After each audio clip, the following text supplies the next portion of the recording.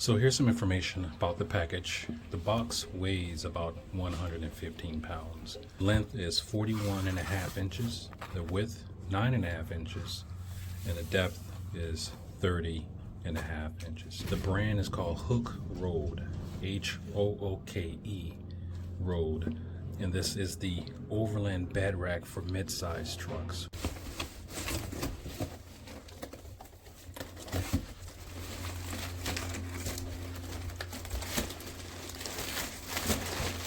The first thing you want to do is take out the instructions that are provided.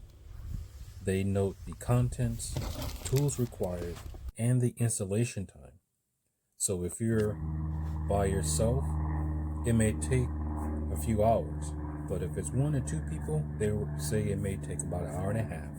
But it also depends on your mechanical skill level.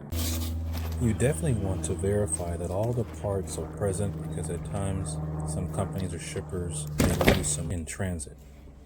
So what I did here, I got the 2 boxes inside, opened up everything, and separated all the parts so I can easily make sure everything is present.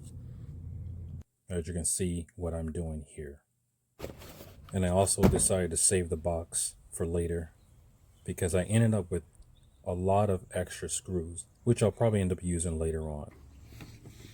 Here you can see that I laid out 3 of the 6 top braces and then the 6 leg sections, making sure again that everything was present. So as you can see on this box, they encourage you to keep the box for 30 days just in case you decide to return it. And as you'll soon see, I found something that almost made me think I was going to have to return this bed rack. So here you see the rest of the parts. The nut plates, 6 of them, the 6 cushioners, the remaining 3 of the top braces, 4 of the side panels, and then 2 leg cross members. So let's go ahead and start putting this bad boy together. The first thing we're going to start with, putting the washer on all the screws. There's 92 flat washers, 80 button head socket cap bolt screws.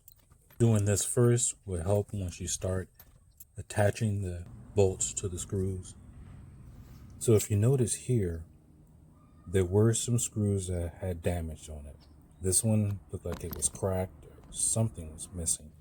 So I set those aside. I had found 2 of them, of the 2 different size screws that they supplied. So here's the reason why I thought I was going to have to return this bed rack. See, on one of the leg sections, it was bent on both sides.